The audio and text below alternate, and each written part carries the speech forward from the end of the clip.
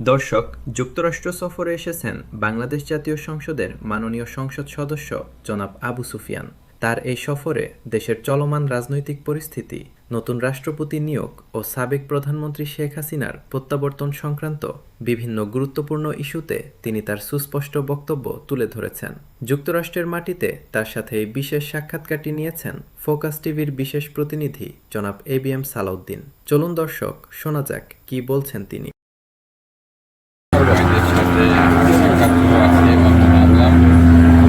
এখানে যুক্তরাষ্ট্রে আসার ক্ষেত্রে আমি মনে করি প্রত্যেকটা যারা দেশে রাজনীতি করেন, দেশ পরিচালনা করেন, সবার আসা দরকার যে একটা দেশ কীভাবে উন্নতির শীর্ষে অবস্থান নেয়, কীভাবে নেয়, এগুলো কীভাবে উন্নত একটা দেশ উন্নত কীভাবে হয় এগুলো দেখার জন্য প্রয়োজন আছে। আমি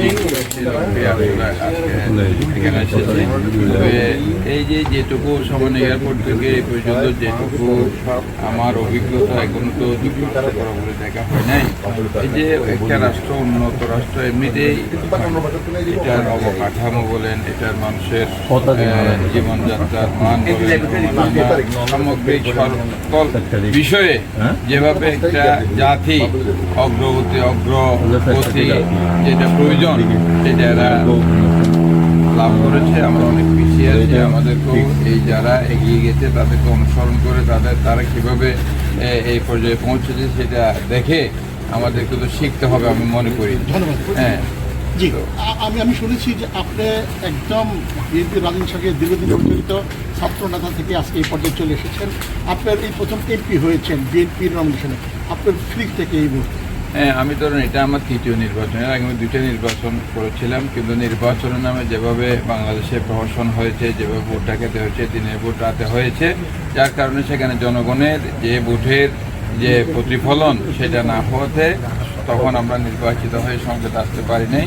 এবার একটা বাংলাদেশের সুষ্ঠু নিরপেক্ষ নির্বাচনের মধ্য দিয়ে জনগণের প্রত্যক্ষ ভোটে সংসদ সদস্য হিসেবে সংসদের দায়িত্ব পালন করে যাচ্ছি এবং গণতান্ত্রিক অভিযাত্রায়, গণতন্ত্র অভিযাত্রায় যে নতুন একটা সরকার নির্বাচনের মধ্য দিয়ে দায়িত্ব গ্রহণ করেছে, এখন মানুষের আকাঙ্ক্ষা, মানুষের স্বপ্ন এই সরকারের উপর অনেক অনেক বেশি। কারণ জনগণের নির্বাচিত সরকারের যেমন দায়িত্ব এবং জনগণের যে জবাবদিহিতা, জনগণের যে দায়বদ্ধতা, সেটা মাথায় নিয়ে আমাদের মাননীয় প্রধানমন্ত্রী জনাব তারেক রহমান দিন রাত পরিশ্রম করে যাচ্ছেন। আমরা তার সহকর্মী হিসেবে, তার টিম আমরা কাজ করে যাচ্ছি। আমরা মানুষের যে স্বপ্ন, মানুষের যে আকাঙ্ক্ষা, যে এরকম একটা স্বপ্ন প্রত্যেকটা নাগরিক ধারণ করে হৃদয়ে এরকম একটা দেশ চাই, আমরা সেই সবার জন্য একটা নিরাপদ বাংলাদেশ গড়ার লক্ষ্যে আমরা আগামী প্রজন্মের জন্য আমরা কাজ করে যাচ্ছি। ইনশাআল্লাহ আমরা আশা করি যে গণতন্ত্রের অভিযাত্রায় বাংলাদেশের যদি গণতন্ত্রের ধারাটা সমুন্নত থাকে, তাহলে আমাদের সে প্রত্যাশিত বাংলাদেশ আমরা আগামীতে পাবো, এটা প্রত্যাশা করি। ধন্যবাদ। তারেক রহমান সরকারের 18 মাস অতিবাহিত হয়েছে, জনগণের মধ্যে 6 মাস 180 দিন। তো সেই ক্ষেত্রে অনেকেই বলছে বা বিরোধী দলের সঙ্গে একটা দূরত্ব সৃষ্টি হচ্ছে বলে অনেকে মনে করছে। প্রত্যাশা যেটা আপনি বললেন, যদি সময় খুব অল্প, 6 মাস, বেশি দিন না, সেই ক্ষেত্রে ইন ফিউচারে এই সরকার কীভাবে জনগণের প্রত্যাশা পূরণ করবে বলে আপনি মনে করেন?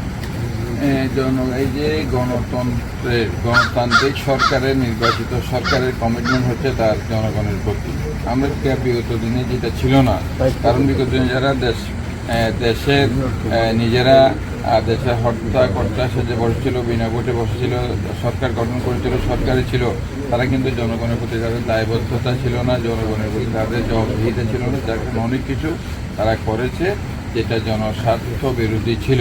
এবং বিশেষ করে একটা স্বাধীন সার্বভৌম গণতান্ত্রিক দেশে যে একটা নির্বাচনের যে একটা মানে মানুষের যে মৌলিক অধিকার, ভোট দানের সে অধিকারও মানে খর্ব করা হয়েছিল। মানুষ ভোট দানের যে অধিকার সেটা মানুষ হারিয়েছিল। আজকে একটা সংগ্রামের মধ্য দিয়ে নতুন সরকারে মানুষের ভোটাধিকার ফেরত হয়েছে। মানুষ ভোট কেন্দ্রে গিয়ে ভোট দিয়ে নতুন একটা আকাঙ্ক্ষায় নতুন নির্বাচিত সরকারকে নির্বাচিত করেছে এবং মানুষ আশা করে এই সরকার তাদের জীবন মানের উন্নয়ন ঘটাবে এবং একটা নতুন বাংলাদেশ মানুষ পাবে। আমরাও সেটা চেষ্টা করে যাচ্ছি। ইনশাআল্লাহ আশা করি মানুষের প্রত্যাশা পূরণে আমরা সক্ষম হব। হ্যাঁ, একটা দেশে যেখানে একটা পরিবারে আপনি বলেন যে নুনান্তে পান্তা ফোড়া, সে অবস্থায় যেখানে ব্যাংকিং সেক্টরে ধ্বংস করে গেছে বিগত সরকার, যেখানে কোনো ঢাকায় ধরতে গেলে যে সেক্টর ধ্বংস হয়ে গেছে, মানে ব্যাংকিং সেক্টরটা যেটা অর্থনীতি এবং অন্যান্য প্রত্যেকটি সেক্টর একটা ধ্বংসস্তূপের মধ্য দিয়ে আমাদের নতুন সরকারকে দায়িত্ব নিতে হয়েছে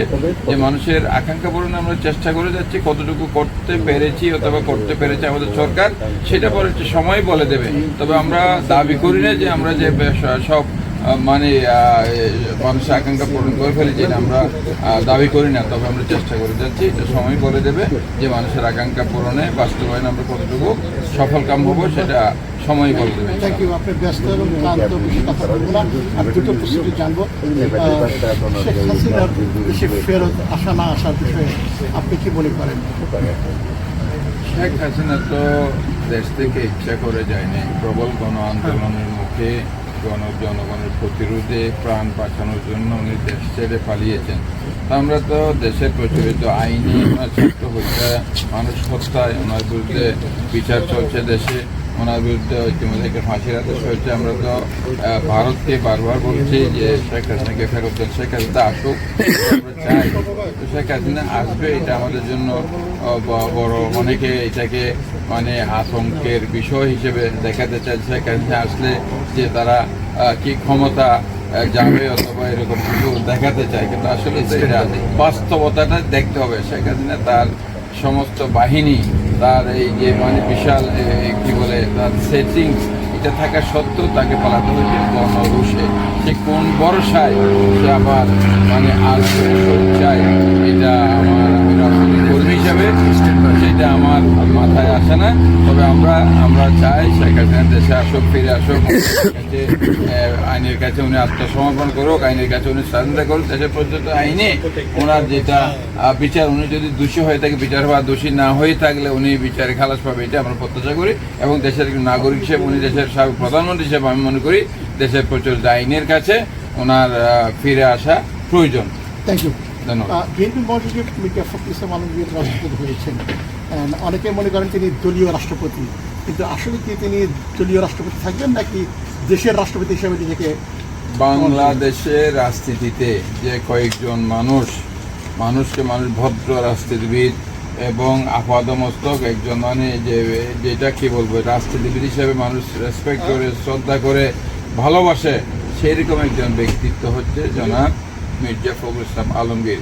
উনি যে বিগত দিনে যে গণতন্ত্র পুনরুদ্ধার আন্দোলনে উনি যেভাবে নেতৃত্ব দিয়েছেন, উনি যেভাবে ত্যাগ স্বীকার করেছেন দেশের জন্য, গণতন্ত্রের জন্য, ওনার সেই নমিনেশন অথবা ওনার সেই নির্বাচনটা আমরা মনে করি যথাযথ হয়েছে।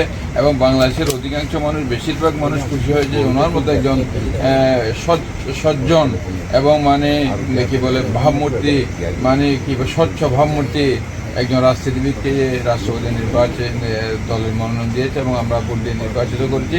এটা জনগণ খুব পজিটিভলি নিয়েছে এবং আমরা মনে করি উনি দলের ঊর্ধ্বে থেকে উনি দেশের রাষ্ট্রপতি হিসেবে উনি সাথে কি বলে স্বচ্ছতার সাথে উনি নিরপেক্ষভাবে দায়িত্ব পালন করবে, সেটা আমরা প্রত্যাশা করি। শেষ করবো দুটো বিষয়ে। আমি যত শুনেছি আপনি খুব জনপ্রিয় একজন নেতা এবং যেটা ছাত্রনেতা থেকে আপনি আজকে বিএনপি এই পর্যায়ে চলে আসেন। এই জনপ্রিয়তার আপনার কেরিশমাটা কি, আপনার কৌশলটা কি? জনপ্রিয়তা এটা একটা আপেক্ষিক বিষয়।